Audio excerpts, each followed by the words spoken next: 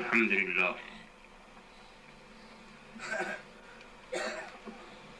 الحمد لله الذي يبدع الأفلاك والأقدير، والصلاة والسلام على من كان نبيا وآدم بين الماء والطين، وعلى آله وأصحابه أجمعين برحمتك يا أرحم الراحمين. أما بعد، فأعوذ بالله من الشيطان الرجيم. بسم الله الرحمن الرحيم. كنتم خير أمة أخرجت للناس تأمرون بالمعروف وتنهون عن المنكر. صدق الله مولانا العظيم وصدق رسوله النبي الكريم، ونحن على ذلك لمن الشاهدين والشاكرين، والحمد لله رب العالمين. بارك الله لنا ولكم في القرآن العظيم، ونفعنا إياكم بالآيات والذكر الحكيم، إنه تعالى جواد كريم ملك بر رؤوف رحيم. من علينا ربنا إذ بعث محمدا أيده بيده، أيدنا بأحمد، أرسله مبشرا أرسله ممجدا، صلوا عليه دائما صلوا عليه السرمدا. اللهم صل على سيدنا مولانا محمد وعلى سيدنا مولانا محمد كما تحب وترضى أن تصلي عليه. کافر کی یہ پہچان کہ آفاق میں گم ہے، مومن کی یہ پہچان کہ گم اس میں ہے آفاق. کوئی اندازہ کر سکتا ہے اس کے زور بازو کا. نگاہ مرد مومن سے بدل جاتی ہیں تقدیریں. یہ پیام دے گئی ہے مجھے بعد صبح گاہی، خدا کے عارفوں کا ہے مقام بادشاہی. نپوش ان خلقہ پوشوں کو، بصیرت ہو تو دیکھ ان کو، یدے بیدا لیے بیٹھے ہیں اپنی آستینوں میں. غوث کو یا غوث کہتے کہتے ہو جاتے ہیں غوث. خواجگی مل جاتی ہے تو خواجہ کا دم بھر کے دیکھ. نمود شان ربانی ظہور نور یزدانی، خدا کا دوسرا کوئی نہ کوئی آپ کا ثانی. خدا کا دوسرا کوئی نہ کوئی آپ کا ثانی. ہمارے دین کی حقانیت کے دونوں شاہد ہیں، معین الدین اجمیری محی الدین جیلانی. ہمارے دین کی حقانیت کے دونوں شاہد ہیں، معین الدین اجمیری محی الدین جیلانی. اگر خاموش رہوں میں تو ہی سب کچھ ہے، جو کچھ کہا تو تیرا حسن ہو گیا محدود. بارگاہ رسالت والی رسالت میں درود شریف کے نظرانِ عقیدت پیش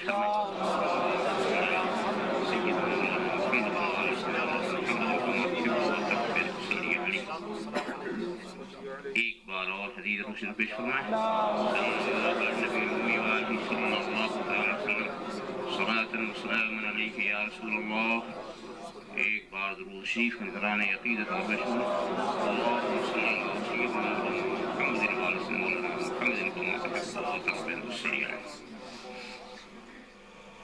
تم اچھی امت ہو،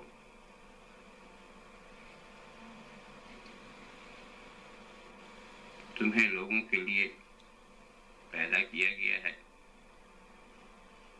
تم اچھی باتوں کا حکم کرتے ہو اور بری باتوں سے روکتے ہو.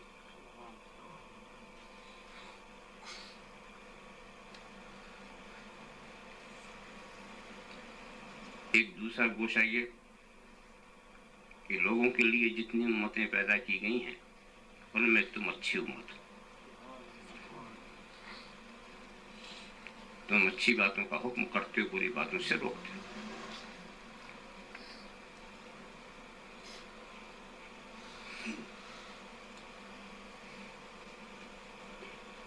اس ارشاد سے پہلے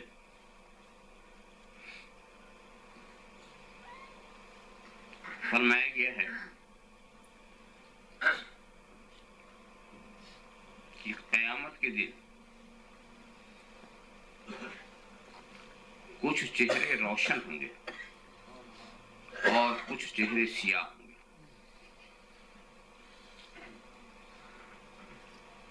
اس کے بعد پھر اس ارشاد سے یہ واضح اشارہ کر دیا گیا کہ اے میرے محبوب کے ماننے والوں، تم اچھی امت ہو، انشاءاللہ تمہارے چہرے روشن ہوں گے.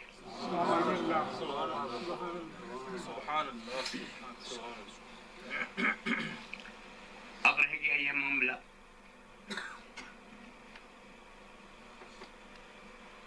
کہ وہ چہرے روشن کیوں ہوں گے اور سیاہ کیوں ہوں گے، اور کس کے چہرے روشن ہوں گے، کس کے سیاہ ہوں گے۔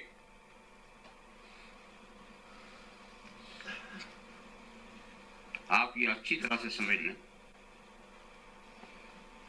کہ کل اناء یترشح بما فیہ،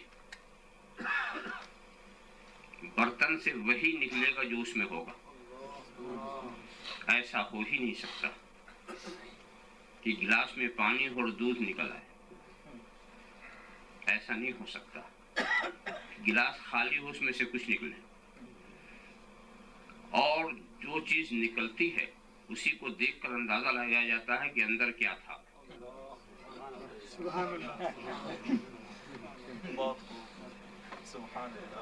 تو کچھ چہرے ایسے ہوں گے وہ روشن ہوں گے، وجہ کیا ہے کہ ان کا دل نورانی ہوگا، اور اس نورانیت کے انوار چہرے سے ظاہر ہوں گے۔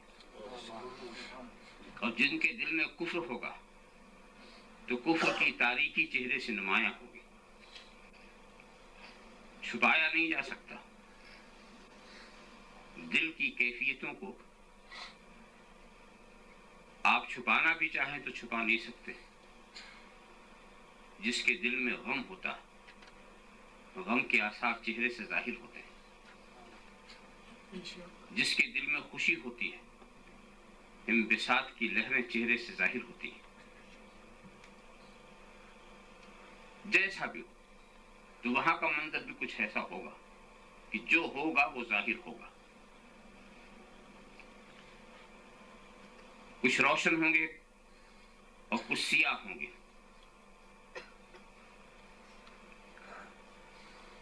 تو دل کی کیا کیفیت ہے؟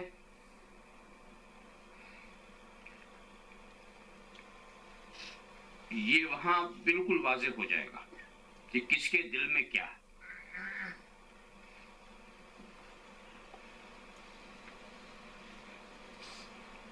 یہ تو زمانے کی خوبی کہیے یا ناخوبی کہیے، کچھ بھی ہو، قیامت کی تو بات رہنے دیجیے، یہی دیکھنے سے پتہ چل جاتا ہے کہ کس کے دل میں کیا ہے۔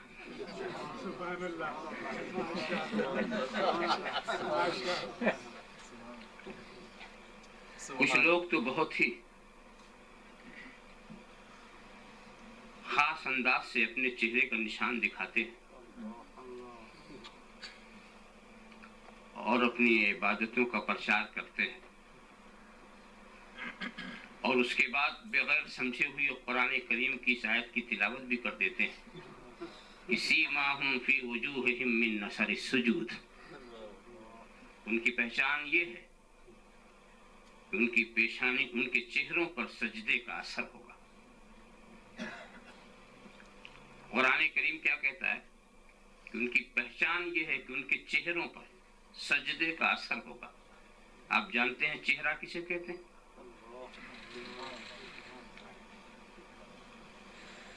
اوپر سے لے کے نیچے تک، یہاں سے لے کے یہاں تک، یہ سارا دائرہ یہ چہرہ۔ تو بات یہاں چہرے کی ہو رہی ہے، کسی خاص نقطے کی نہیں ہو رہی ہے۔ چہرے، پورا چہرہ روشن ہوگا۔ تو بات تو چہرے کی ہو رہی تھی اور دکھائی پیشانی جا رہی ہے۔ حالانکہ عربی زبان میں پیشانی کے لیے بھی الفاظ ہیں۔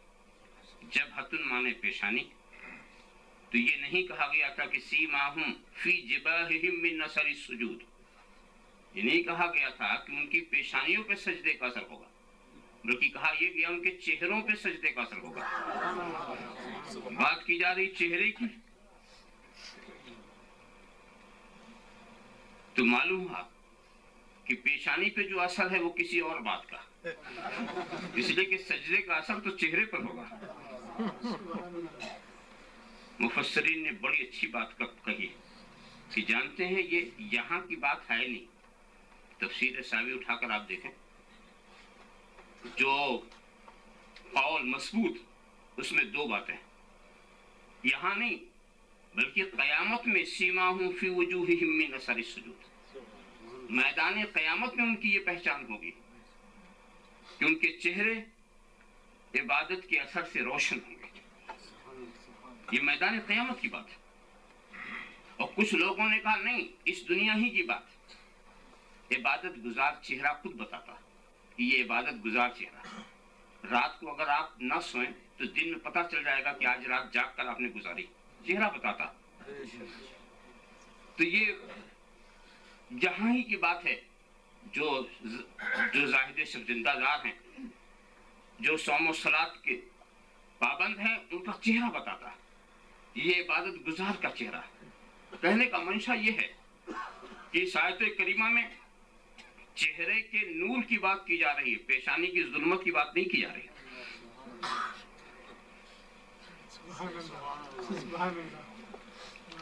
دل کی جو کیفیت ہوتی ہے وہ ظاہر ہوتی ہے. تو جب یہی ظاہر ہو جائے، بھیا کچھ خاص قسم کے لوگ ایسے ہیں جن کو دیکھ کے آپ دور سے پہچان لیتے، حالانکہ وہ کچھ نہیں بولا، پتہ یہ چلا وہ جو برتن میں تھا وہ خود ہی نکل آیا.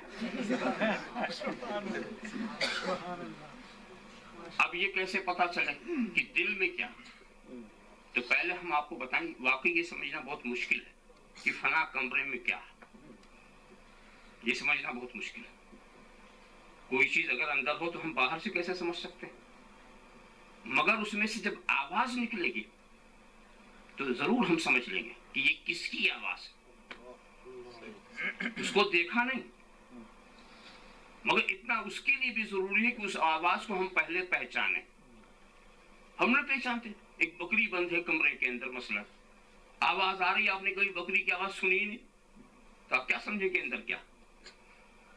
مگر اگر آپ بکری کی آواز پہچانتے ہیں، چھوٹے بچے کے رونے کی آواز پہچانتے تو گزر جائیں گے، رونے کی آواز آئے سمجھ لیں گے کہ بچہ اس کے اندر. بکری کی آواز آپ نے سنی، سمجھ لیں گے. تو جو پہلے سے کسی کی آواز کو پہلے سے سنے ہوئے ہوتا ہے، وہ گزرا اور وہ آواز سنی اس نے تو فوراً سمجھ لے گا کہ اس کے اندر کیا بند. تو اگر بات یہی کہ دل میں کیا ہے، ملکوتی شان ہے یا طاغوتی انداز ہے، دل کے اندر ابلیس ہے یا فرشتوں کے جلوے ہیں، یہ پتہ لگانا اس وقت تک ممکن نہیں جب تک دونوں کی آواز آپ نہ پہچانیں. دونوں کی آواز پہچانیں کہ فرشتوں کی بولی کیا ہے اور ابلیس کی بولی کیا ہے، فرشتوں کا کردار کیا ہے اور ابلیس کا کردار کیا ہے. اور اچھی بات یہ رہی کہ ان دونوں بولیوں کو قرآن نے محفوظ کر لیا، اس لیے مجھے کچھ زیادہ کہنے کا نہیں پڑے گا. فرشتوں کا عمل کیا؟ جب کہا گا اسجدوا لآدم فسجدوا، یہ فرشتوں کا عمل. جب کہا گیا کہ آدم کی تعظیم کرو، تعظیم کے لیے جھک گئے. ان کا سجدہ کرو تو سجدے کے لیے جھک گئے. نبی کی تعظیم کے لیے جھک گئے. یہ تو رہا ان کا فعل. اور جھکنے والے کوئی ایک نہیں، سبھی جھکے، سارے فرشتے جھک گئے. تو نبی کی تعظیم یہ ہوا ان کا فعل. اب رہ گیا ان کا قول، وہ کہتے کیا ہے. تو قرآن نے اس آواز کو بھی پہچان کرا دی، ان اللہ و ملائکتہ یصلون علی النبی. اللہ اس کے سارے فرشتے، کوئی تخصیص نہیں، سارے فرشتے نبی پہ درود بھیجتے.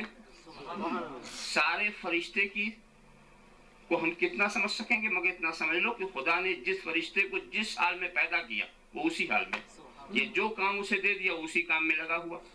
کچھ فرشتے کھڑے کیے ہیں تو آج تک کھڑے، کچھ رکوع میں ہیں تو آج تک رکوع میں، کچھ سجدے میں ہیں تو آج تک سجدے میں، کچھ بیٹھے ہیں تو آج تک بیٹھے، کچھ دوسرے کام میں لگ گئے اس میں لگے ہوئے. اور ان اللہ و ملائکتہ، سارے ملائکہ درود بھیجتے ہیں. یعنی قیام والا بھی بھیج رہا ہے، رکوع والا بھی بھیج رہا ہے، سجدے والا بھی بھیج رہا ہے، جو بیٹھا ہوا ہے وہ بھی بھیج رہا ہے، سب کے سب بھیج رہے ہیں.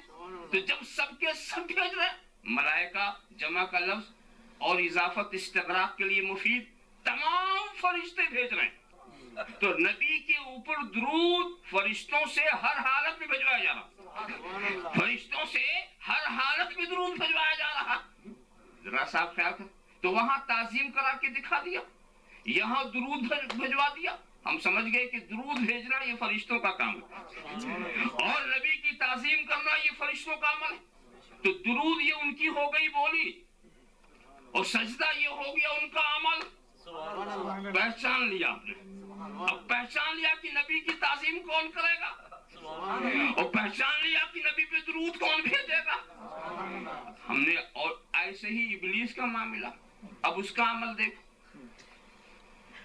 جس وقت کہا گیا تھا اسجدوا لآدم فسجدوا الا ابلیس، یہی تھا جو کھڑا رہ گیا، یہ نہیں جھکا، نہیں جھکا۔ اور بولی سنو، اب اس کی بولی بھی سن لو، انا خیر منہ، میں تو ان سے بہتر ہوں، میں بہتر ہوں، یہ بشر ہیں، میں جن ہوں، میں آگ سے بنایا گیا، یہ مٹی سے بنائے گئے۔ دیکھیے، اسی لیے میں کہا کرتا ہوں کہ نبی کی توہین کے لیے لفظ بشر سب سے پہلے ابلیس نے استعمال کیا، لفظ مٹی بھی سب سے پہلے ابلیس نے استعمال کیا۔ میں یہ نہیں کہتا کہ لفظ بشر کوئی توہین کا لفظ ہے، میں یہ کہتا ہوں بولنے والے کی نیت توہین کی، وہ بشر کا لفظ بڑھانے کے لیے نہیں بول رہا، گھٹانے کے لیے بول رہا، کم کرنے کے لیے بول رہا۔ تو اگر کوئی لفظ کسی کے لیے توہین کے ارادے سے بولا جائے تو وہ توہین ہی کا لفظ کہا جائے گا، وہ توہین کا لفظ کہا جائے گا۔ یہ نہیں کہا جائے گا کہ اب بشر کی حقیقت پر بحث کی جائے، اس کی ماہیت پر بحث کی جائے، بشر کو افضل المخلوقات ثابت کیا جائے، وہ سب نہیں۔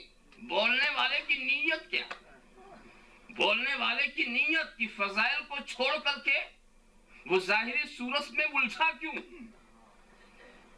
تو اس سے نیت کا پتہ چلتا ہے۔ تو یہ بھی توہین کی نیت سے بشر کا لفظ، مٹی کا لفظ اس نے استعمال کیا۔ تو ہم نے ابلیس کا بھی عمل دیکھ لیا کہ نبی کی تعظیم سے انکار، یہ ابلیس کا عمل، اور نبی کو کی توہین کے لیے الفاظ اختراع کرنا، الفاظ یہ ابلیس کا عمل ہے۔ بولی سمجھ میں بات آ گئی نا، دونوں کی بولی اور قرآن نے محفوظ بھی کر دیا، یہ اچھی بات ہو گئی کہ اب کچھ دشواری بھی نہیں رہ گئی۔ یہاں پر ایک بات سمجھو، ایک ہے تعظیم کا عمل اور ایک ہے تعظیم کا عقیدہ۔ پہلے جب عظمت کا عقیدہ ہوتا ہے تو تعظیم کا عمل ہوا کرتا ہے، اس لیے کہ جو کسی کو عظیم مانے گا جبھی تو تعظیم کرے گا۔ عظیم آپ مانے ہی نہ تو آپ تعظیم کیوں کریں گے؟ تو مسئلہ صرف اتنا نہیں تھا کہ وہ جھکا نہیں، مسئلہ اس بات کا تھا وہ عظمت کا قائل نہیں ہوا۔ تو اب دو چیزیں آپ نے دیکھ لی، تو اب سمجھ میں بات آ جائے گی کہ اگر آپ نے دیکھا کہ کوئی توہین کے کلمات بول رہا ہے تو سمجھ لینا دل میں ابلیس بیٹھا ہوا ہے، اس لیے کہ یہ اسی کی بولی ہے، یہ اسی کی بولی ہے۔ اور اگر کوئی محبت اور عظمت کی باتیں کر رہا، سمجھ لینا کہ دل کے اوپر ملکوتی جلوے سمائے ہوئے ہیں، یہ فرشتوں کی بولی ہے۔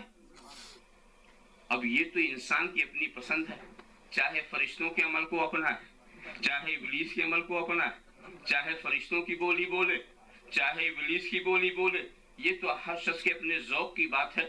مگر دل میں کیا ہے آواز سے ہم پہچان لیں گے۔ بولی سنا، قلم تمہارا چلا، ہم سمجھ گئے دل میں کیا، بولی نکلی، عداوت کی بولی بولتا اور محبت کی بات کرتا ہے، کاٹنے کی بولی بولتا، ملانے کا پیغام دیتا۔ وہ تو قصہ وہی ہو گیا جو ہمارے مفتی صاحبان کے پاس پیش آئے کرتا ہے کہ لوگ پہلے بیویوں کو طلاق دیتے اور پھر مفتی صاحب کو حیران کرتے ہیں کہ بڑے غصے میں دیا تھا، یہ مفتی صاحب بڑے غصے میں دیا تھا۔ مفتی صاحب بھی کہتے ہیں محبت میں کون دیتا ہے، غصے ہی میں تو طلاق دیا جاتا ہے، بتائیے۔ اور کہیں کہیں لوگ اور آگے بڑھ گئے، مفتی صاحب زبان مت دیکھیے، دل دیکھیے، اب مشکل ہے، فتویٰ بعد میں لکھیں، پہلے دل دیکھیں، زندگی میں پھر کوئی فتویٰ لکھ ہی نہیں سکے گا، پہلے دل دیکھو، زبان نہ دیکھو۔ دل میں محبت ہے، دل میں محبت ہے، دل میں ہمدردی، हालांकि वो कहेगा अरे बेवकूफ, अगर दिल में मोहब्बत होती तो ये काटने वाली बोली कैसे निकलती?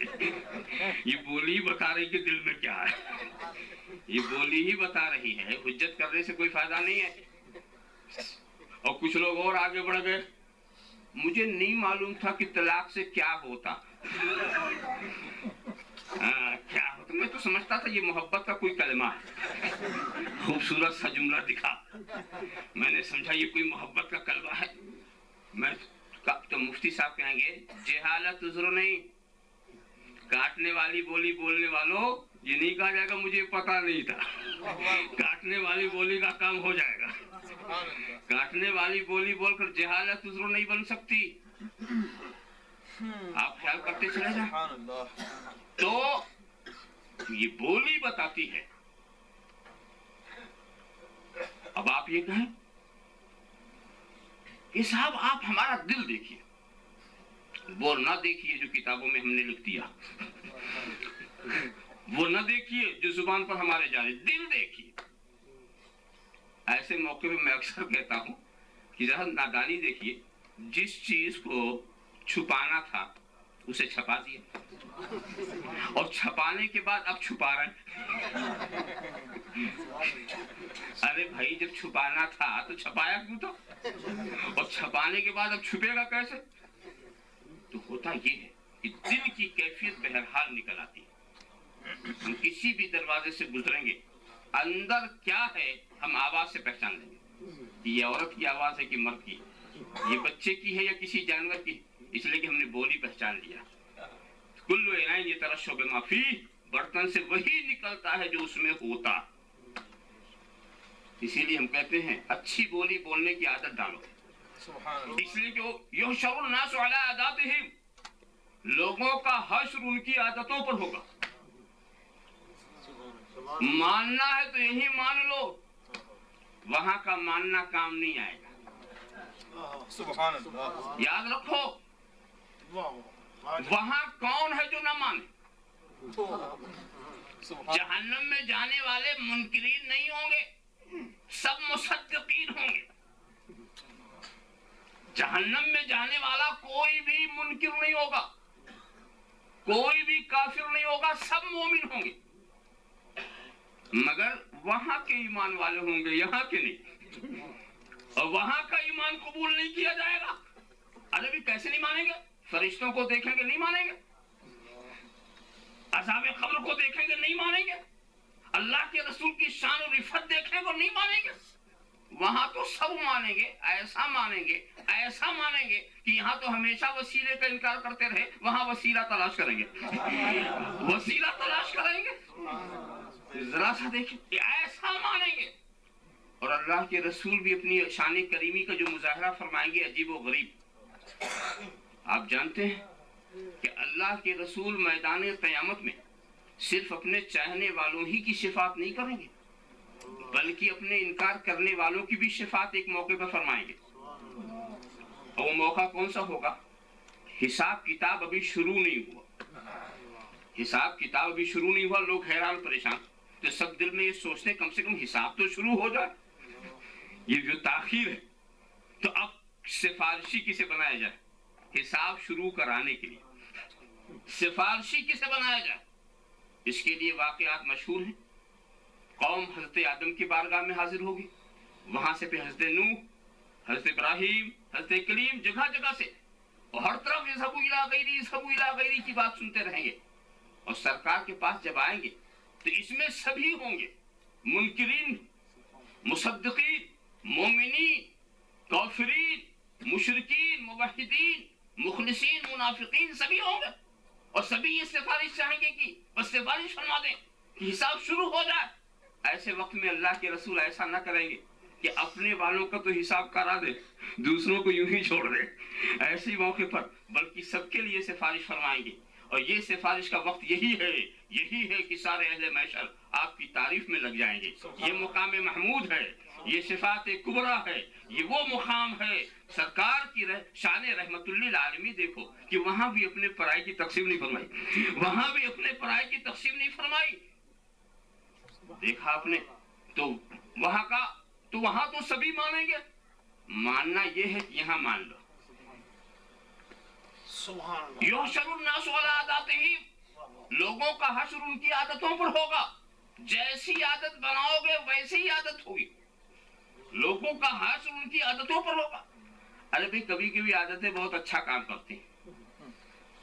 एक बहुत बड़ा इज्तिमा हुआ, फर्ज करो बड़ा मजमा हुआ, उसमें एक छोटा सा बच्चा भी आया था अपने घर वालों के साथ। इत्तेफाक देखो कि बच्चा छूट गया, बाप ने सोचा भाई ले गया होगा, भाई ने सोचा बाप ले गया होगा, और किसी ने नहीं उसको पूछा, सब घर चले गए। अब बच्चा तन्हा हो गया, न भाई दिख रहा न बाप। तो ऐसे वक्त में उसकी आदत क्या थी, बच्चों की आदत भी है कि जब अपना नजर नहीं आया तो रोना शुरू कर दिया। जब रोना शुरू किया तो बगल वाला पूछता तू कौन है? जो बगल वाला था पूछता कौन है, किसका बेटा है, क्या हुआ? अब वो बेटा बाप का नाम बताता, तो वो उसका हाथ पकड़ करके घर तक पहुंचा देता। ऐसा काफिल बच्चे को छोड़ के चला आया, पहुंचा दे। और अगर वो बच्चा ना रोता तो किसी की तवज्जो भी न होती, उधर ध्यान भी न होता, वो वहीं का वहीं रह जाता। तो बच्चे के रोने की आदत ने उसे बचाया कि नहीं बचाया, उसको उसके बाप तक पहुंचाया कि नहीं पहुंचाया। इसीलिए दोस्तों हम मशवरा देते यही कि आदत अच्छी बना लो। अगर आपने ये आदत बना ली कि जब कोई मुसीबत आए, जब कोई आफत आए, जब कोई बला आए, तो आप ये कहना शुरू कर दें, अगिस्नी या रसूल अल्लाह, अगिस्नी या रसूल अल्लाह, अगिस्नी या रसूल अल्लाह। ए रसूल हमारी फरियाद को पहुंचे, अना मुस्तजीरुम बिका या रसूल अल्लाह, अना मुस्तजीरुम बिका या रसूल अल्लाह। आप ये आदत बना लें, जब तकलीफ हो ये पढ़ना शुरू कर दें, तो जब मैदान क़यामत के ऊपर सबसे बड़ी तकलीफ आपके ऊपर होगी और आपने रसूल से काफी दूर पर होंगे, तो आदत तो आपने ही बना रही है, वहां भी आप ही कहेंगे अगिस्नी या रसूल अल्लाह, अगिस्नी या रसूल अल्लाह, अना मुस्तजीरुम बिका या रसूल अल्लाह। आप तो दूर होंगे मगर फरिश्ते घूम रहे होंगे, ये अल्लाह के रसूल को याद करने वाला है। किसी ने भी अगर हाथ पकड़ के दामन मुस्तफा तक पहुंचा दिया तो हमारी अच्छी आदत काम आ गई। अल्लाहुम्मा सल्ली अला सय्यिदना मौलाना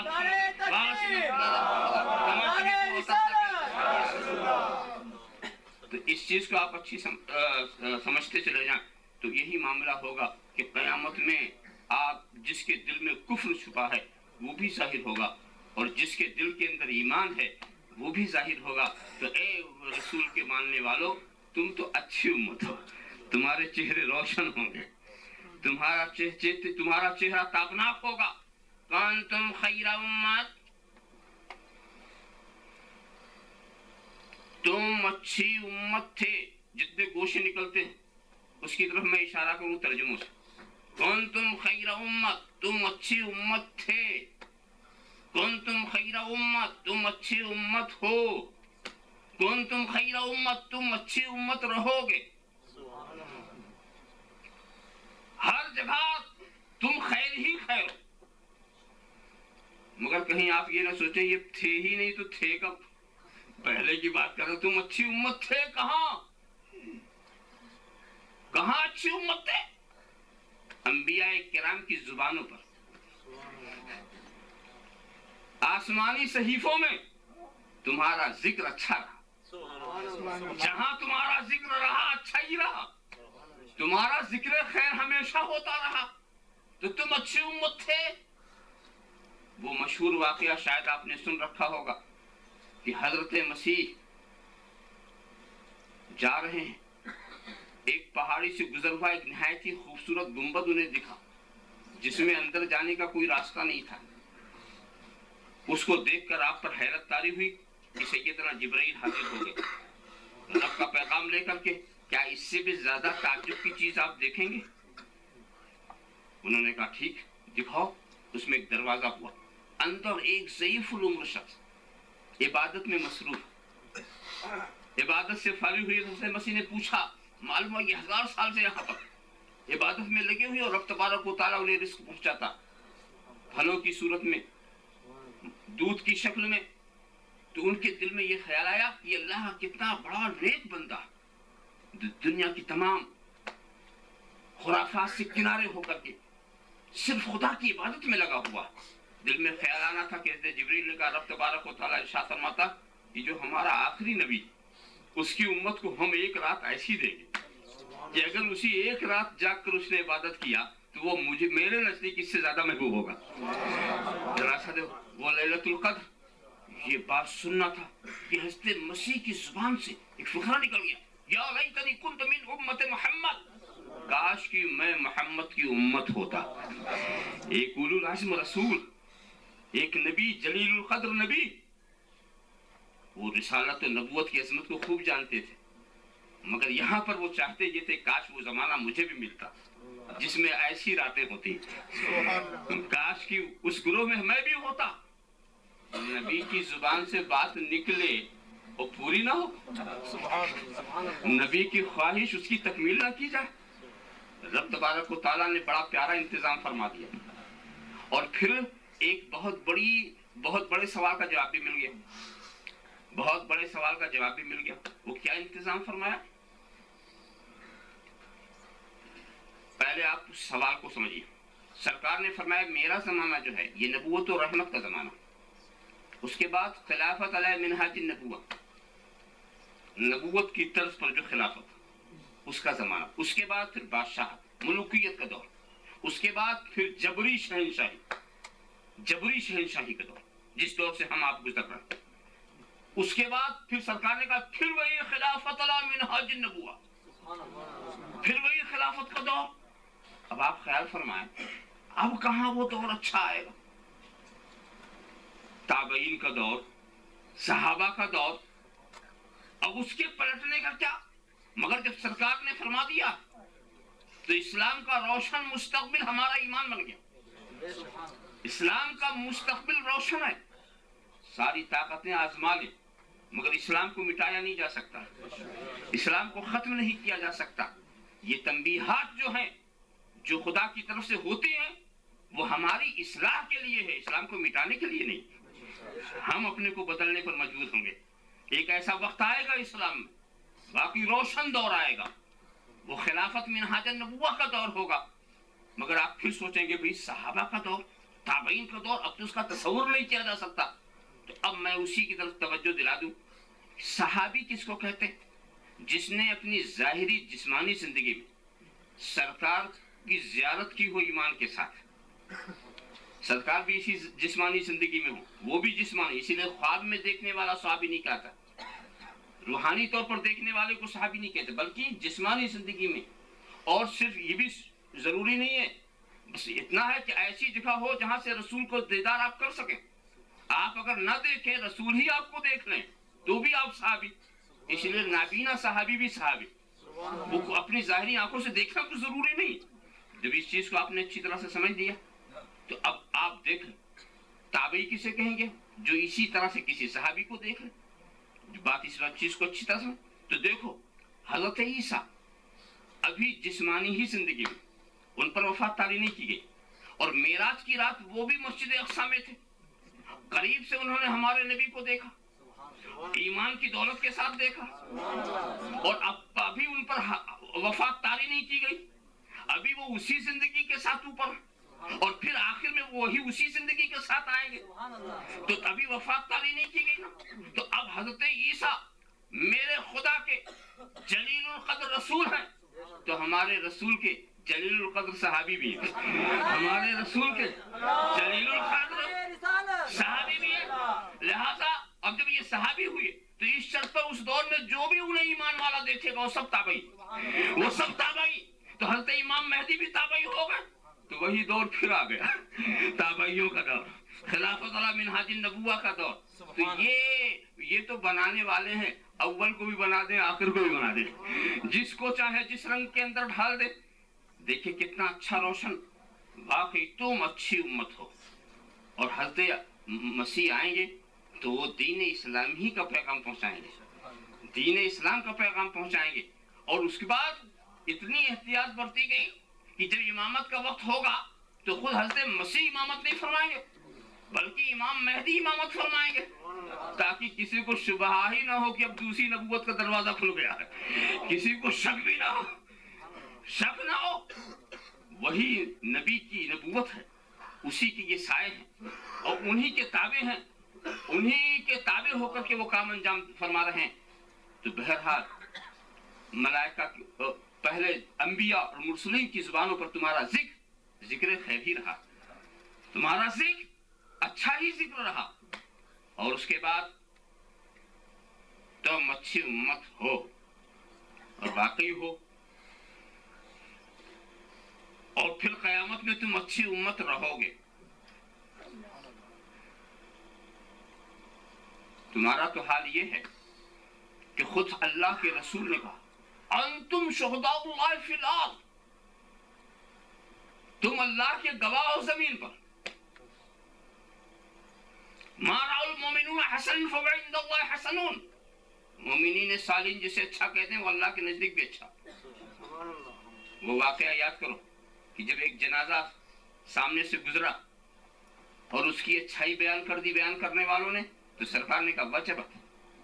دوسرا گزرا، اس کی خامیاں ظاہر کر دی، تو سرکار نے کہا وجبت۔ سرکار سے پوچھا گیا کیا واجب ہوگی؟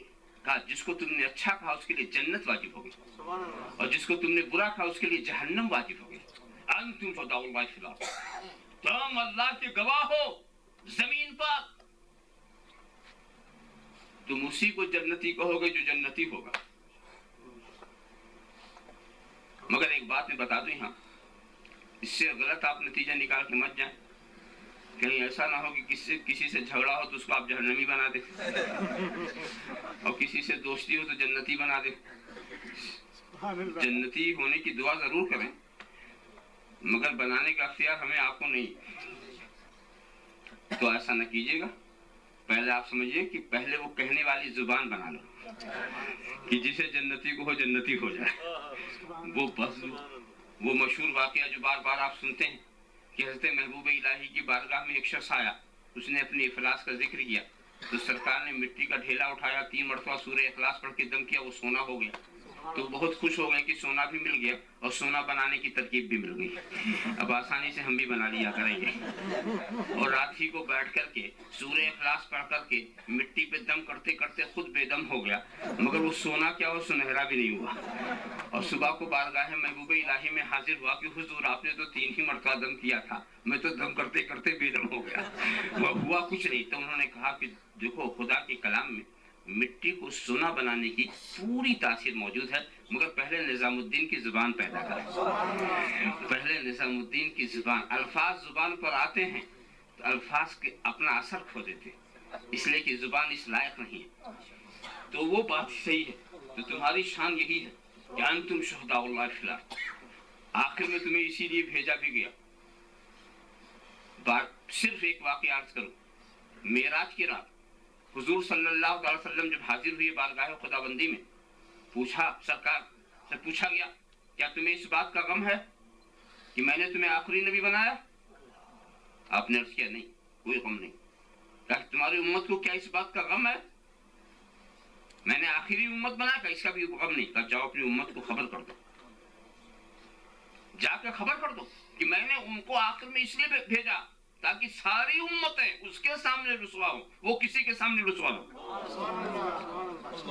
آج ہم پرانی امتوں کا ذکر کرتے ہیں اور ہنستے ہیں، قوم مدین، قوم سمود، قوم بنی اسرائیل، سب کا ذکر کرتے ہیں، اور ہمارے بعد تو کوئی نئی امت آئے گی نہیں جو ہمارا ذکر کرے ہنسے، ورنہ ساری خرابیاں ہمارے اندر بھی موجود، مگر ذکر کرنے والے نہیں۔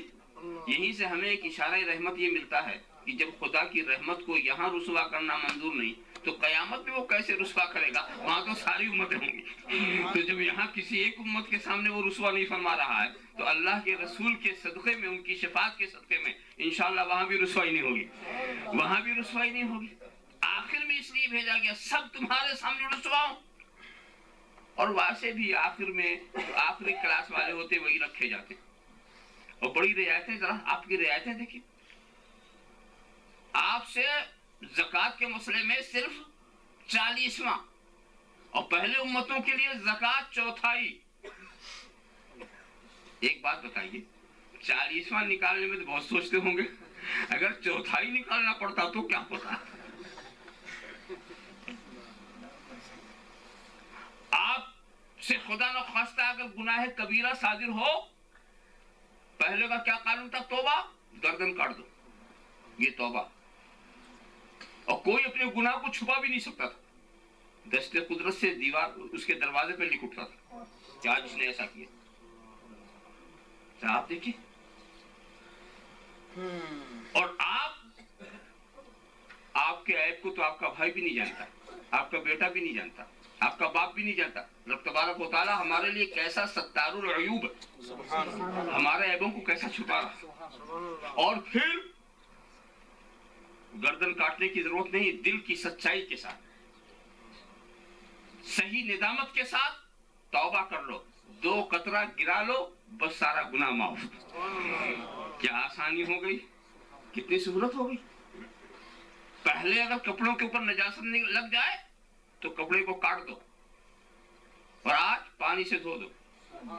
بدن پہ کچھ لگ جائے تو کھرچ ڈالو، آج صرف پانی ڈال دو، بہہ جائے، صاف ہو گیا۔ کتنی سہولت، کتنی آسانیاں۔ اس کی وجہ بھی یہی لگتی ہے کہ آخری کلاس والوں کے لیے آسانیاں ہونی ہی چاہیے۔ جو ابتدائی بچے پڑھنے جاتے ہیں نا، ان کے لیے اگر اتنی آسانیاں دے دی جائیں تو وہ تو کچھ سمجھے ہی نا۔ مثال کے طور پر بڑے کلاس کے بچوں اگر غلطی کرتے ہیں تو ان کو سزا نہیں دی جاتی، زیادہ زیادہ کلاس سے باہر کر دو، اور کلاس سے باہر ہونا ہی ان کو بہت محسوس ہوتا ہے کہ ہمیں بڑی سزا مل گئی، اس کا احساس ہوتا، اس لیے وہ سمجھدار ہوتے ہیں۔ اب اگر چھوٹے بچوں کو کوئی کلاس سے باہر کر دے، سزا کے بجائے کلاس سے باہر کر دے، تو سمجھے تو اچھا طریقہ ہو گیا، یہ تو اچھی طریقہ بچنے کا ہو گیا۔ تو جیسے جس کلاس کے لوگ ہوتے ہیں اس سے ویسے ہی سلوک کیا جاتا ہے۔ تو آپ آخری کلاس کے لوگ ہیں، آپ تو تھوڑی بات کو زیادہ سمجھنے والے ہیں، زیادہ احساس رکھنے والے ہیں، اسی لیے آپ کو آخر میں رکھا گیا۔ اور آخر میں رکھنے کا ایک فائدہ دوسرا بھی میں نے دیکھا، مولانا روم نے تمثیل کے طور پر ایک مثال دی تھی، وہ آخر میں ہونے سے وہ فائدہ بھی ہمیں مل گیا کہ ایک شیر، انہوں نے ایک حکایت نقل کی، ایک شیر، ایک بھیڑیا اور ایک لومڑی، تینوں مل کر شکار ہو گئے۔ شکار میں 3 چیزیں مل گئیں، ایک گائے، ایک گدھا اور ایک خرگوش۔ اب شیر نے بھیڑیے سے یہ کہا تقسیم کر، تو اس نے کہا مہاراج اس میں تقسیم کرنے کی کیا بات ہے، گائے آپ کے لیے، گدھا میرے لیے اور یہ خرگوش لومڑی کے لیے۔ شیر کو غصہ آ گیا کہ میرے سامنے یہ حصے دار بنتا، میرے سامنے یہ حصے دار، ایک تماشا لگایا، وہ ختم ہو گیا۔ اور اس کے بعد پھر کہا لومڑی سے، اچھا اب تو تقسیم کر۔ کہا اس میں تقسیم کرنے کی بات کیا ہے مہاراج، کچھ بھی نہیں، یہ خرگوش آپ کا ناشتہ ہے، یہ گدھا جو ہے آپ کا ظہرانہ ہے، اور یہ گائے جو ہے وہ آپ کا عشائیہ، یہ لنچ ہے، یہ ڈنر ہے، یہ بریک فاسٹ، سب آپ کا۔ شیر خوش ہو گیا، سب میرے، ہاں سب آپ کا، خوش ہو گیا۔ تو اے لومڑی ایک بات یہ بتائی، یہ عقل تجھے کہاں سے آئی؟ کہا پہلے والے کا حال دیکھ کے۔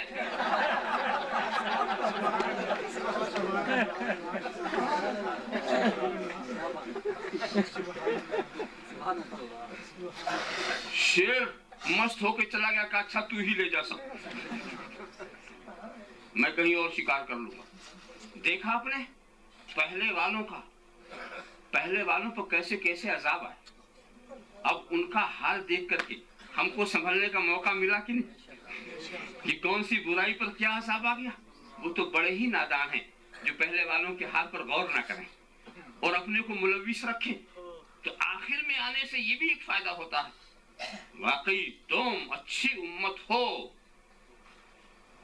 اور قیامت کے دن بھی تم اچھی امت رہو گے انشاءاللہ۔ زیادہ تفصیلات میں نہیں لے جاؤں گا، بس قیامت کا منظر آپ وہ دیکھیں کہ انبیاء کرام اپنا گواہ بناتے ہیں امت رسول کو صلی اللہ علیہ وسلم۔ حالانکہ سارے انبیاء کرام بخوبی واقف ہیں کہ یہ ہمارے زمانے میں نہیں تھا، مگر گواہ بناتے، دعویٰ کیا کہ ہم نے تیرا پیغام پہنچایا، ان کی قوم نے انکار کر دیا، نہیں پہنچایا، گواہ پیش کرو، تو امت رسول کو گواہ پیش کیا۔ اب آپ خیال فرمائیں، گواہ امت، اب ایسی صورت میں امت نے گواہ دے دی، کافروں نے انکار کر دیا، یہ ہمارے زمانے میں نہیں تھے، ان کی گواہی نہیں مانتے۔ ظاہر ہے کہ جو انبیاء کے سامنے دلیری کرے وہ امت کو کس شمار میں رکھے، انکار کر دیا، مگر امت نے کہا کہ ہم سے تو اللہ کے رسول نے کہا، آخری نبی نے کہا، ہمارے سرکار نے کہا، اب نبی کریم گواہی دیں گے کہ یہ ہماری گواہی دینے والی امت گواہی دینے کے لائق، اس کی تصدیق فرمائیں گے۔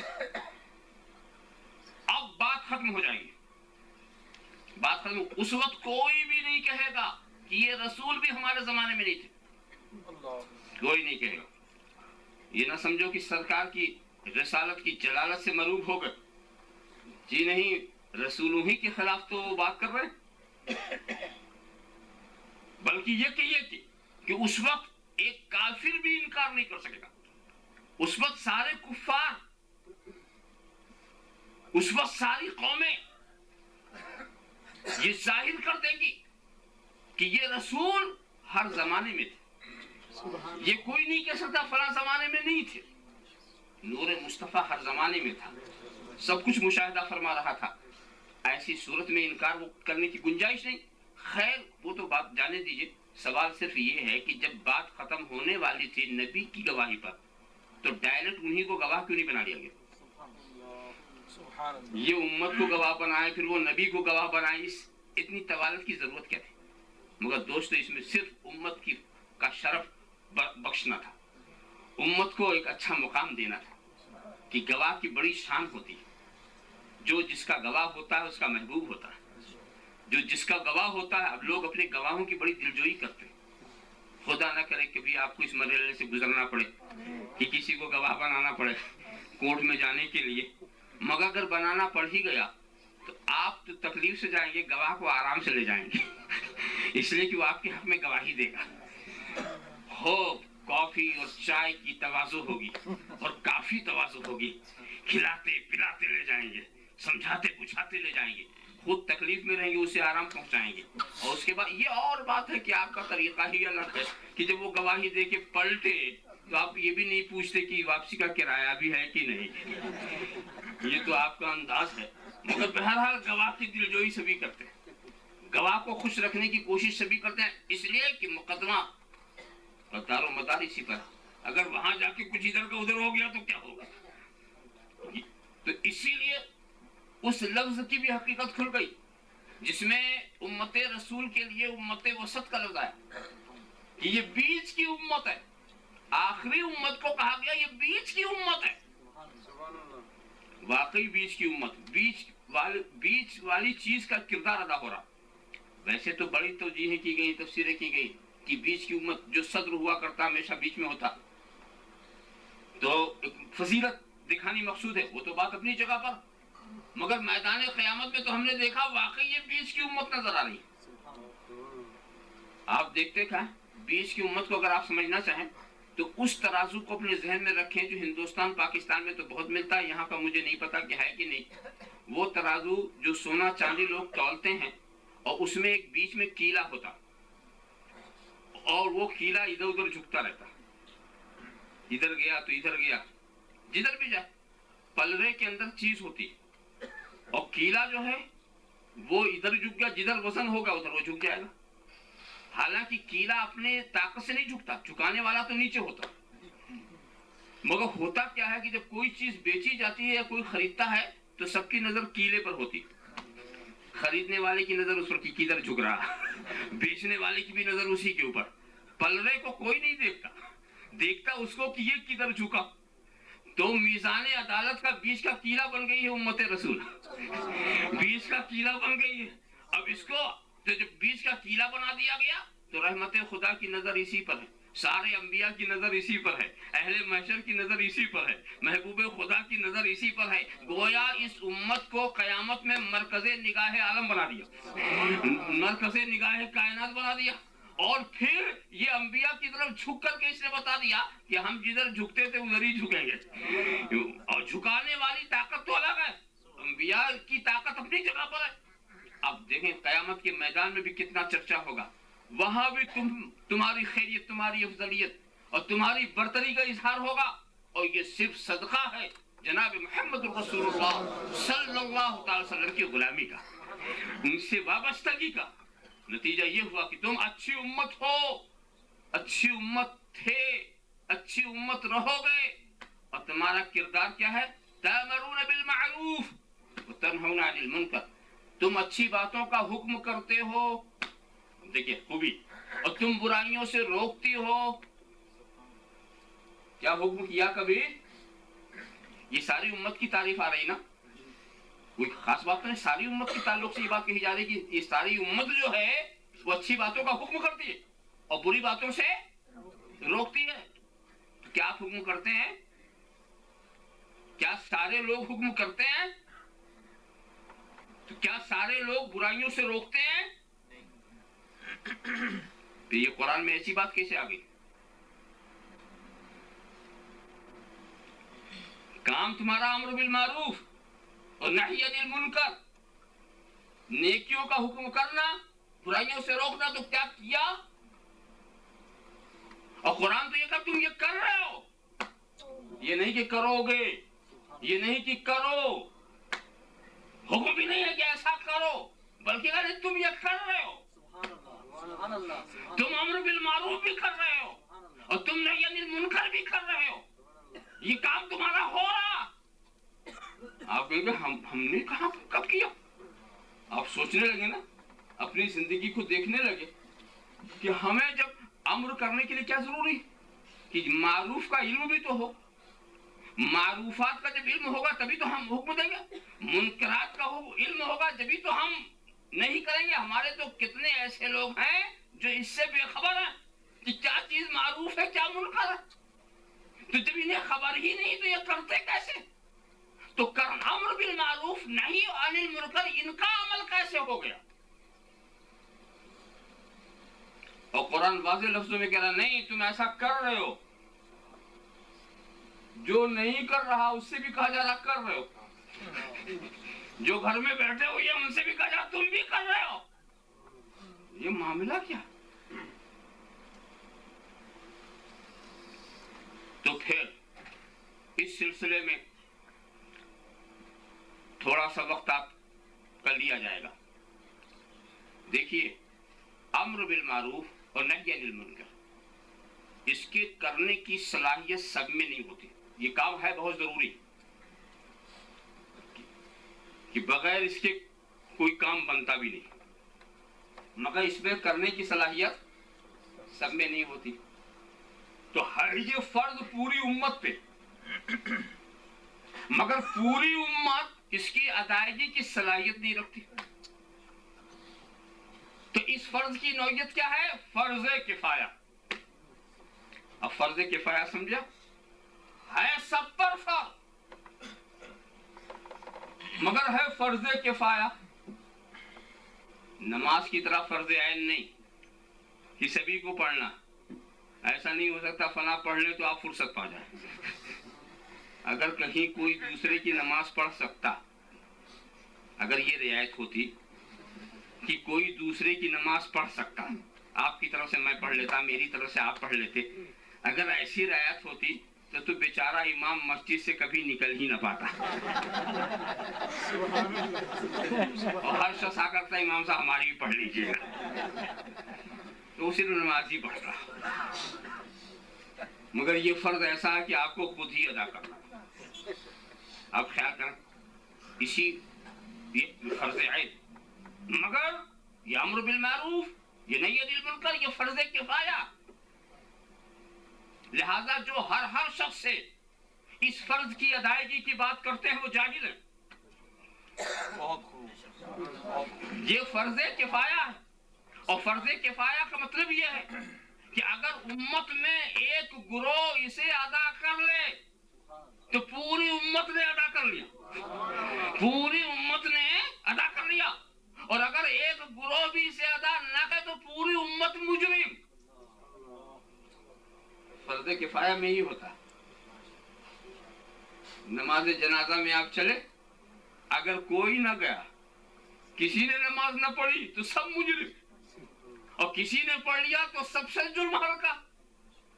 तो अम्र बिल मारूफ को फर्ज किफाया इसलिए रखा गया है कि इसकी सलाहियत सब में नहीं होती और इसकी अदायगी सब नहीं कर सकते। इसलिए कि उम्मत के अंदर औरतें भी, उम्मत के अंदर बच्चे भी, उम्मत के अंदर बूढ़े भी, उम्मत के अंदर मरीज भी हैं। امت کے اندر ایسے بھی ہیں جو گھر سے باہر نکل بھی نہیں پائیں گے، اور فرض سبھی پر ہے، دین کا حکم دینا یہ فرض سبھی پر ہے، اور سب میں اس کی صلاحیت نہیں ہے، اسی لیے اس کو فرض کفایہ رکھا گیا کہ یہ صحیح ہے کہ دین کا بچانا، دین کا پیغام پہنچانا یہ ضروری ہے، مگر پہنچانے کی صلاحیت سب میں نہیں ہوتی۔ جیسے میں اکثر مثال میں دے رہتا ہوں کہ اپنے ملک کا بچانا یہ ملک کے ہر فرد پر لازم ہے، ہر فرد پر لازم ہے کہ ملک کو بچاؤ، مگر ہر فرد میں ملک کے بچانے کی طاقت نہیں ہوتی، لہذا بچانے والے ہمارے ہی اندر کے ہوں گے مگر چنے ہوئے لوگ ہیں، جو بچانے والے ہیں وہ چنے ہوئے لوگ ہیں، یہ فوجی یہ ہمارے ہی لوگ ہیں، اسی لیے جب ہمارا فوجی جیتتا ہے تو ہم کہتے ہیں ہم جیت گئے، وہ ہارتا ہے تو ہم کہتے ہیں ہم ہار گئے، اس لیے کہ اس کا عمل ہمارا عمل ہے، اس کی جیت ہماری جیت ہے، اس کی ہار ہماری ہار ہے، حالانکہ ہم میدان میں گئے بھی نہیں وہ جیت گئے، وہاں گئے بھی نہیں وہ گھر بیٹھے جیت گئے، تو گھر بیٹھے اس لیے جیت گئے کہ ان کا عمل ہمارا عمل ہے، اگر کوئی بھی فوجی نہ ہوتا تو ہم سب ہلاک ہوتے، تو وہ ہمارے ہی میں سے ہوتے ہیں مگر وہ چنے ہوئے لوگ ہوتے ہیں، اور کوئی اپنی مرضی سے فوجی نہیں بنتا، یہ نہیں کہ تمغہ لگا کے کہتے ہم کرنل ہو کے آئے ہوئے ہیں، ہم لیفٹیننٹ ہو گئے، اپنے گھر میں کوئی لیفٹیننٹ نہیں بنتا، اس کے لیے کچھ آزمائش ہوتی، امتحان ہوتے ہیں، ٹریننگ ہوتی ہے، کچھ مرحلے گزرنا پڑتا ہے تب جا کر کے یہ سب ہوتا، یہ نہیں کہ اپنی مرضی سے گھر میں بیٹھ کے تمغہ لگا کر کے آپ فوجی بن جائیں۔ وہ مشہور لطیفہ تو بار بار آپ نے سنا ہوگا کہ ایک صاحب کو جو شوق ہو گیا فوجی بننے کا، پہنچ گئے صاحب، اب ان کا ٹیسٹ ہو رہا، سینہ بڑا چوڑا تھا، قد بڑا اونچا تھا، سمجھا کہ ہاں واقعی یہ فوجی بننے کے لائق ہے، کہا بس اب ہمت دیکھنی رہ گئی ہے، باقی تو سب بات صحیح دکھ رہی، کہا بس ہاتھ سیدھا کر لے، ابھی رائفل کی گولی آئے گی اور تیرے کوٹ کے نچلے حصے کو چیرتی ہوئی نکل جائے گی، میں ہلنا نہیں، میں تیری ہمت دیکھ رہا ہوں، تجھے فوجی بنانا ہے نا، میدان میں بھیجنا، تو ایسے کو تو نہیں بھیجا جاتا، اس نے بھی سیدھی کر لیا، ادھر سے واقعی رائفل کی گولی چلی ہو، چیرتی ہوئی نکل گئی، ہلا بھی نہیں، لوگوں نے افسروں نے فیصلہ کر دیا ہاں یہ اس لائق ہے اس کو میدان جنگ میں بھیجا جائے، محاذ پہ جانے کی یہ لائق ہے، بہت اس کا انتخاب صحیح ہے، اس کو واقعی فوجی بنایا جائے، اور اس کے بعد پھر حکم دیا کہ بیچارے کی کوٹ خراب ہو گئی ہے، لا کے دوسری کوٹ دے دو، تو وہ کہتا ہے کہ سرکار کوٹ کے ساتھ ساتھ پتلون بھی خراب ہو گئی، وہ بھی منگا دیجیے، تو رائفل کی گولی سے جس کی پتلون خراب ہوتی وہ فوجی کیسے بنے گا؟ اذا اسد الامر الى غیر اہلہ فانتظر الساعة، اذا اسد الامر الى غیر اہلہ فانتظر الساعة، جب نااہلوں کے ذمے کوئی کام کیا جائے تو قیامت کا انتظار کرو، معلوم ہے کہ کچھ کام ایسے ہوتے ہیں جو اہلیت چاہتے اور سب اس کے لائق نہیں ہوتے، کتنا بڑا دھوکہ دیا جا رہا ہے سب کو، نہ صلاحیت دیکھی جا رہی، نہ استعداد، چلو ابھی کدھر چلے، دین بچانے چلے، جلدی چلو نکلو، تاجروں تجارت چھوڑو دین بچاؤ، طالب علموں پڑھنا چھوڑو دین بچاؤ، کاشتکاروں کاشتکاری چھوڑو دین بچاؤ، چلو شور مچا دین بچاؤ، اور اگر ان سے یہ پوچھا جائے کہ بھئی ہم تو چلے دین بچانے، ہمارا گھر کون بچائے گا، ہمارا گھر کون بچائے گا، تو بڑے اطمینان سے کہتے ہیں خدا بچائے گا، خدا بچائے گا، بات اتنی پکی ہے کہ نہ مانو تو کافر ہو جاؤ، سمجھا، خدا بچائے گا، تو ان سے یہ پوچھو کیا کبھی کوئی گول میز کانفرنس ایسی ہوئی ہے کہ جس میں خدا نے کہا تو دین بچا میں گھر بچاؤں، تقسیم ہو گیا کیا، خدا گھر بچائے تو دین بچا، ارے بیوقوف جو گھر بچاتا وہی تو دین کو بچانے والا، دین بھی وہی بچائے گا تو گھر بھی وہی بچائے گا، کتنا گمراہ کن خیال ہے کہ گھر خدا بچائے ہم دین بچائیں، ذرا صاحب دیکھیں، اگر ان کی بات ساری قوم مان لے تو جانتے ہو کیا حاصل ہوگا؟ ساری قوم مان لے، تاجر تجارت چھوڑ دے، پروفیسر پروفیسری چھوڑ دے، پڑھنے والے پڑھنا چھوڑ دیں، کاشتکار کاشتکاری چھوڑ دے، پیچھے چلے. تو جانتے ہو مسلمان قوم سے زیادہ بدحال کوئی قوم ہو ہی نہیں سکتی اقتصادی اور معاشی طور پر، اس لیے کہ سارا نظام درہم برہم ہو جائے. اس میں فرنگی چال یہی ہے کہ عبادت کے نام پر ان کو ناکارہ بنا دو، یہ کسی کام کے لائق نہ رہ جائیں. عبادت کے نام پر ان کو ایسا ناکارہ بنا دو، اور جب ان کی اقتصادی معاشی حالت بدتر ہو جائے گی تو یہ اپنے دین کو کبھی غالب کر ہی نہیں سکتے. اس لیے کہ مجبور کا دین بھی مجبور رہتا. جب تک آپ کو معاشی اور اقتصادی برتری اور تعلیمی اور علمی برتری حاصل نہیں ہوتی، آپ کسی قوم کی قیادت کے لائق نہیں رہتے. ہمیشہ آپ پیچھے چلنے پر مجبور ہوتے ہیں، آپ پیچھے چلنے پر مجبور ہوتے ہیں. یہ فرنگی چال ہے، یہ فرنگی پروگرام ہے کہ قوم کو اس قدر ناکارہ بنا دو یہ کسی کام کے لائق نہ ہو. اور الفاظ بڑے خوبصورت، دین بچانے چلے، دین بچانے چلے. یاد رکھو جس طرح ملک کے بچانے کی ہر ایک کے اندر طاقت نہیں ہوتی، اس کے لیے چنے ہوئے لوگ ہوتے ہیں، اسی طرح دین کے بچانے کی ہر ایک میں صلاحیت نہیں ہوتی، اس کے لیے چنے ہوئے لوگ ہوتے ہیں. ملک کو بچانے کے لیے جسے چننا ہے وہ ملک کے ذمہ دار ہوا کرتے، وہ چنتے ہیں، کوئی اپنے سے نہیں بن جاتا. تو دین کے بچانے کے لیے جسے چننا ہے خدا خود چنے گا، تم اپنے سے نہیں بن سکتے.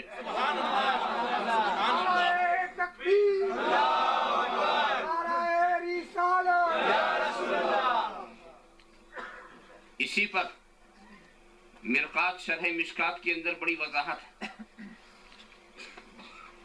حدیث شریف کے لا يقص الا امیر او مامور او مختال، یہ حدیث شریف ہے.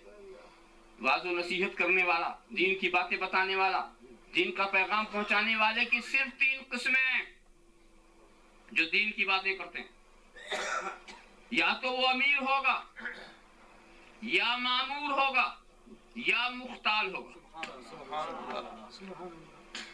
3 قسمیں، یا تو امیر ہوگا، یا مامور ہوگا، یا مختال ہوگا. امیر یعنی سلطان وقت ہو، سلطان اسلام وہ امیر ہو گیا. اور مامور چاہے مامور من السلطنت اور مامور من اللہ،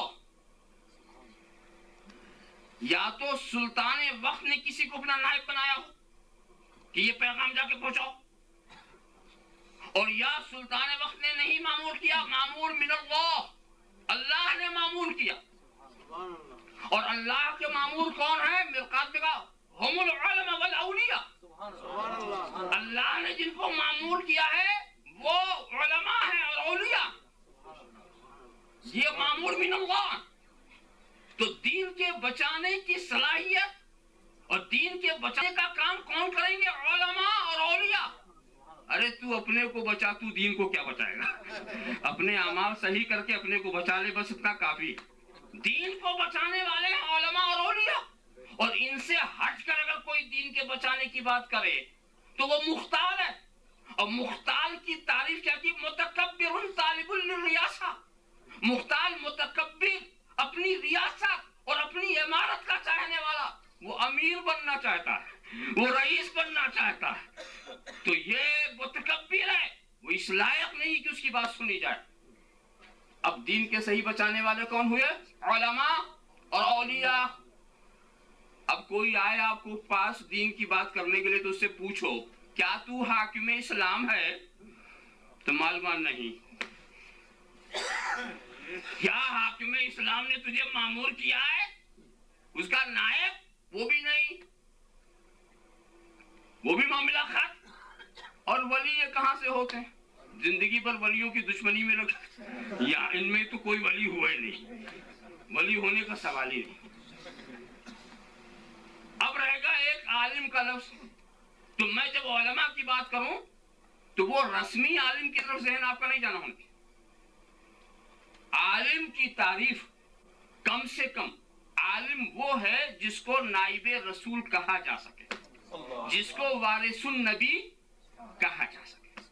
کم سے کم اتنا تو ہونا کہ وہ اپنے علم و عمل میں ایسا ہو کہ اس کو ہم وارث النبی کہہ سکیں, ہم اس کو نائب نبی کہہ سکیں.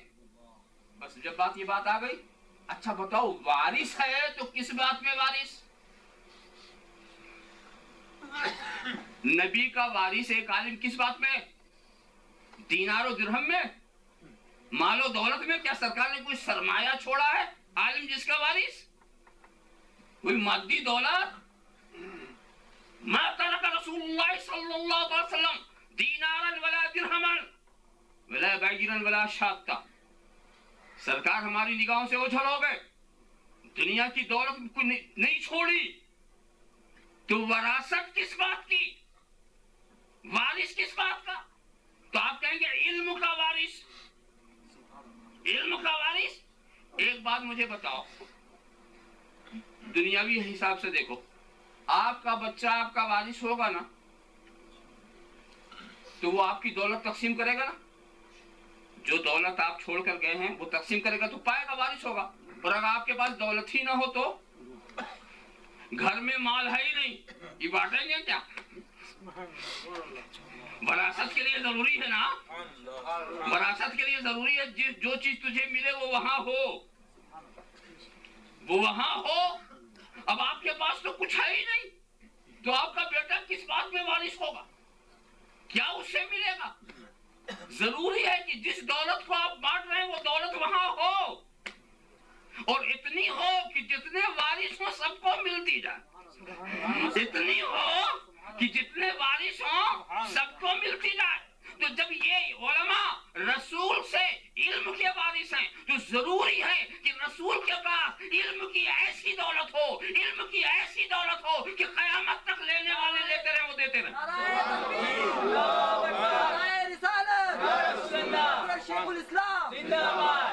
اب نبی کے لیے علم ماننا ضروری ہوا نا, اور ایسا علم جس کی خیرات امام اعظم بھی لے رہے ہیں, امام شافعی بھی لے رہے ہیں, امام احمد ابن حنبل بھی لے رہے ہیں, امام مالک بھی لے رہے ہیں, غوث اعظم بھی لے رہے ہیں, خواجہ خواجگان بھی لے رہے ہوں, قطب الدین بختیار کاکی بھی لے رہے ہوں, بایزید بستامی بھی لے رہے ہوں, جنید بغدادی بھی لے رہے ہوں. ایسا علم ہو کہ بانٹتے چلے جائیں خزانہ خالی نہ ہو, بانٹتے چلے جائیں خزانہ خالی نہ ہو. جبھی تو یہ علماء اور اولیاء ان کے وارث ہوں گے, ورنہ اگر انہی کے پاس کچھ نہیں تو انہیں کیا ملے گا؟ جب انہی کے پاس کچھ نہیں تو ان وارثین کو کیا ملے گا؟ تو وہ خزانہ ہے. تو اب وارث النبی وہی ہوگا جو نبی کے علم کا قائل ہوگا, جو نبی کو عالم ما کان و ما یکون مانے گا, جو نبی کو حاضر و ناظر مانے گا, وہی وارث النبی ہوگا. اور جب تو یہ کہتا کہ نبی کے پاس اتنا بھی علم نہیں جتنا شیطان کے پاس ہے, جب تو نے نبی کے علم کو جانوروں کی نبی کی طرح مثال دے دیا, تو وارث کس کا بنا, تو وارث کس کا بنا؟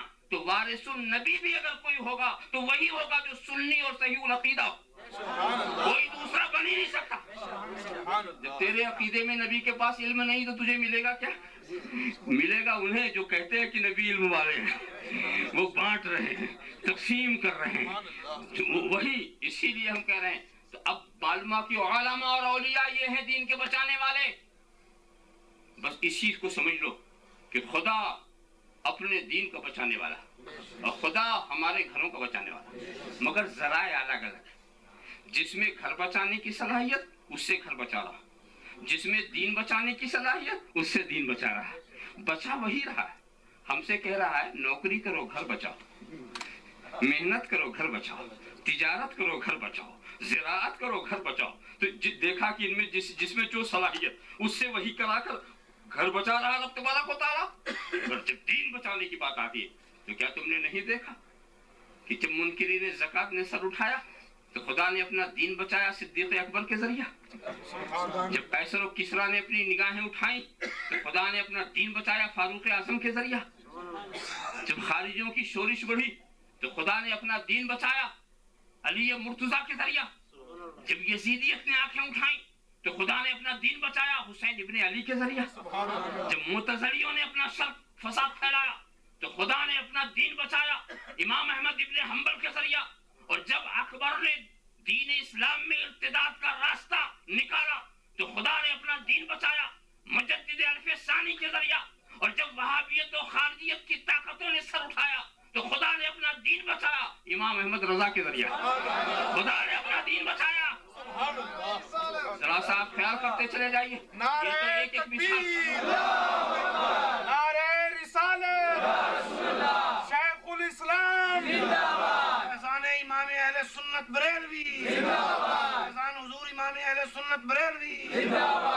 ہاں تو میں یہی کہہ رہا تھا، یہ تو ایک مثال تھی، ورنہ سارے اولیاء کرام جو ہیں یہ ذرائع ہیں دین کے بچانے کے۔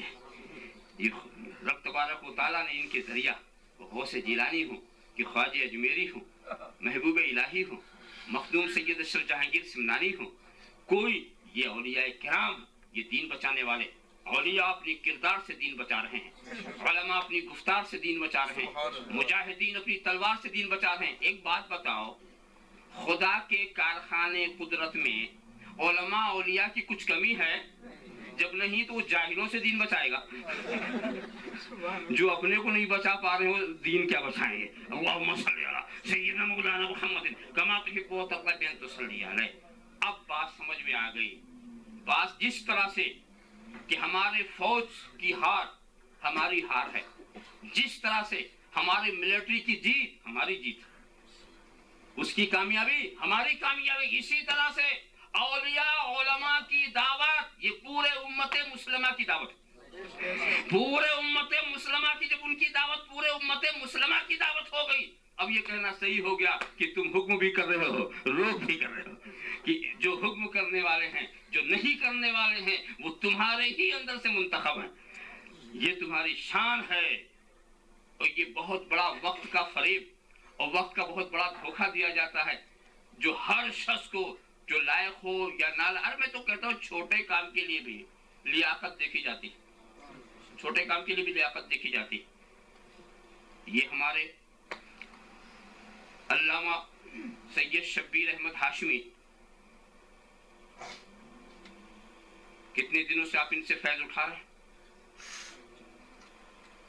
ایک گاڑی پر بیٹھ گئے، کار پر بیٹھ گئے، اور کار والے سے کہا سنو اتنی صدے میں لے چکا ہوں، ایسے ایسے علماء کی صحبت مجھے مل گئی، ایسے ایسے بزرگوں کا فیض میں نے لیا، علم میں بھی مضبوط ہوں، الحمدللہ عمل میں بھی مضبوط ہوں، ہر حیثیت سے میری لیاقت، مجھے رئیس التحریر کہا جاتا ہے، میں وقت کا بہترین صحافی بھی ہوں، ایک اچھا عالم خطیب وائز یہ وہ عربی اب سب کچھ ہے، کہنا کیا؟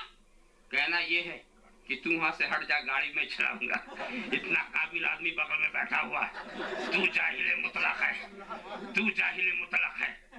یہ بڑی غلط بات ہے کہ بیٹھوں میں گاڑی تو چلائے، تو وہ کہے گا جناب آپ قبلہ و کعبہ سب کچھ ہیں، آپ کی علمی لیاقت کا اعتراف ہے، آپ کی عملی صلاحیتوں کا میں معترف ہوں، مگر میں یہاں بیٹھنے کا حق مجھے کو ہے، اگر جناب کو میں نے دیا تو میں بھی گیا آپ بھی گئے، میں بھی گیا آپ بھی گئے۔ یہاں ڈرائیوری اور چیز ہے اور فاضل علوم اسلامیہ ہونا اور چیز ہے، خطبہ دینا اور چیز ہے، گاڑی چلانا اور چیز ہے، میں اس کو آپ کے ہاتھ میں نہیں دے سکتا۔ تعجب کی بات ہے کہ ایک گاڑی کے چلانے کے اوپر اتنا قابل آدمی، اس پر بھروسہ نہیں، اور دین چلانے کے لیے جاہلوں پر بھی بھروسہ، دین چلانے کے لیے نادانوں پر بھی بھروسہ۔ راہ صاحب خیال کرتے چلے جائیں، تو اسی لیے اس چیز کو اچھی طرح سمجھو، اذا اسد الامر الی غیر اہلہ فانتصر الساعة۔ ایک بات بتاؤ، ہمیشہ صلاحیت دیکھی جاتی ہے نا، کسی پروفیسر صاحب جو بڑے قابل ہیں اور کئی ڈگریاں حاصل کر چکے ہیں، پی ایچ ڈی ہو گئے، یہ ہو گئے وہ ہو گئے، دوسرے صاحب آپ بڑے قابل آدمی ہیں، چلیے صاحب قابل آدمی ذرا پھاوڑا لیجئے اور ہمارے کھیت میں چل کر کے ذرا تھوڑا سا دکھائیے اپنی قابلیت۔ پھاوڑا پروفیسر کے ہاتھ میں دے دو اور اس کو لے جا کے کھیت میں ڈال دو تو زمین تو بعد میں کھدے گی، ٹانگ پہلے ٹوٹے گی، اپنی جب وہ قابلیت دکھانے پر آئے گا تو ٹانگ ٹوٹ جائے گی۔ اور کسی جاہل مطلق کو بٹھا دو کرسی کے اوپر اور سامنے رکھ دو ٹیبل، وہ ہل چلانے والا، کسان پکڑ لا اس کو، पकड़ लो उसको और बिठा दो कुर्सी पर, और सामने टेबल रख करके कागज रखो, कलम, और उसके बाद को लिखो। तो जिस वक्त वो कागज पर कलम चलाएगा तो कागज भी सोचेगा मुझ पर हल चल रहा है, वो भी समझेगा कि मुझ पे हल चल रहा है, और कलम भी सोचेगा कि आज मेरी जिंदगी का आखिरी दिन। जब आप इतनी आसान बात समझ लेते हैं कि एक खेत जोतने वाला मेज पर बिठाने के लायक नहीं, कुर्सी पर बिठाने के लायक नहीं, और कुर्सी के जो लायक हैं उन्हें खेत में उतारना कोई अक्लमंदी की बात नहीं है, तो जब इस बात को आपने समझ लिया तो ऐसे जुहला जिनका न दीन सही, न ईमान सही, न इनके पास इल्म, न उनके पास कोई अमल, सब दिखावे के मामला और दूसरों की दरवीज़ागरी, भीख के ऊपर चलने वाले, दूसरों के चबाए हुए लुक़्मों पर जिंदगी बसर करने वाले, ऐसों को तुमने अगर दीन का राहबर बना लिया, दीन का इतनी भी अक्ल से तुमने काम नहीं किया, ये भी नहीं देखा कि उनके अंदर सलाहियत है कि नहीं, उनके अंदर सलाहियत है कि नहीं। देखो, याद रखो, ये बात सही है कि इल्म का सीखना फर्ज है। तलबुल इल्म फरीदतुन अला कुल्li मुस्लिमिन व मुस्लिमा। इल्म का सीखना फर्ज है मुसलमान मर्द औरत का, सीखना फर्ज है। कुर्बान जाइए इरशाद, इल्म का सीखना फर्ज है। क्या कहा है? सीखना फर्ज, ये नहीं कहा कि सिखाना फर्ज, नहीं कहा ना। ये इस्लाम दीन फितरत है, ऐसी तकलीफ नहीं देता जिसकी ताकत ना। सीखना फर्ज है, समझा। अगर अल्लामा शाहिद रजा के ऊपर आप कहें कि इनको पर इल्म का सिखाना फर्ज कर दे, इल्म का सिखाना फर्ज कर दे, बेचारे इल्म का सिखाने के लिए छड़ी उठाइयो चले, इल्म सिखाने के लिए एक दरवाजे पहुंचे, दरवाजे को आवाज दी, उसके बाद था कौन है? मैं हूँ शाहिद रजा। क्या है? मैं सिखाने आया हूँ। कहा वो तो दुकान पर गए हुए। अब ये साहब और आगे बढ़े, दूसरा दरवाजा खटखटाया, कौन? मैं हूँ शाहिद रजा, दीन सिखाने आया हूँ। अच्छा, वो तो ऑफिस में गए हुए हैं। तो ये दिन भर दीन सिखाने के लिए जब वापस आएंगे तो जूते की खैरियत नहीं, और एक को भी सिखा ना पाए, एक को सिखा ना पाए। क्यों? एक आदमी 1000 के पास नहीं जा सकता और 1000 एक के पास आ सकते हैं, 1000 एक के पास आ सकते हैं। इसीलिए सिखाना फर्ज नहीं है, सीखना फर्ज है। ये तो बेवकूफ लोग हैं जो सिखाना फर्ज समझते हैं। अल्लाहुम्मा सल्ली अला सय्यिदना मौलाना मुहम्मद कमा तुहिब्बु व तर्ज़ा। और सीखने सिखाने का भी अंदाज होगा। पहले आदमी सीखता है तो सिखाता, समझा। इसीलिए इस्लाम ने तलब की बात की है, जहां जहां तलब की, और उसके बाद क्या? कुल्लुकुम राइन व कुल्लुकुम मसऊलुन अन रइयतिही। तुम सबके सब हाकिम हो और तुम सबसे तुम्हारे महकूमों के बारे में पूछा जाएगा। जो हमें करना चाहिए वो नहीं करते, दूसरी बातों में ज़हन को खर्च करते हैं। तुम सब हाकिम हो, तुम सब जिम्मेदार हो। बाप हो तो बेटे के हाकिम हो, शौहर हो तो बीवी के हाकिम हो, पीर हो तो मुरीद के हाकिम हो, इमाम हो तो मुक्तदी के हाकिम हो, दादा हो तो पोते के हाकिम हो, उस्ताद हो तो शागिर्द के हाकिम हो। तुम सब हाकिम हो, तुम्हारे जेरे तरबियत जो हैं उनके तुम हाकिम हो, और तुमसे पूछा जाएगा तुम्हारे महकुमों के बारे में। सोचें, मतलब क्या है कि बाप पर जरूरी है क्या? बेटे को सिखाए। अब बाहर तो नहीं जाना, कितना आसान हो गया ये सिखाना। शौहर बीवी को सिखाए।